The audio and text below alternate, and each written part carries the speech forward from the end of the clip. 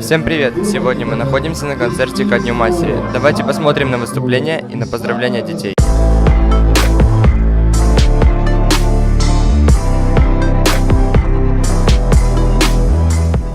На сегодняшнем концерте выступала кавер-группа Avengers коллектива 7, 8, 9 классов, а также активисты детской общественной организации «Новая волна». Ведущими были Илья Попов и Анжелика Замятина. Все фото с данного мероприятия вы можете посмотреть на сайте школы.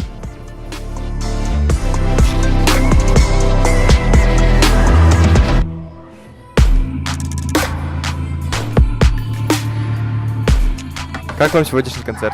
Все просто идеально. Знаете почему? Потому что я вел его. Да ладно. Да. Какие впечатления о сегодняшнем концерте?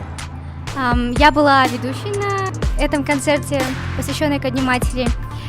Это очень сложно быть ведущей и еще при этом выступать, переодеваться 1000 раз, реально сложно.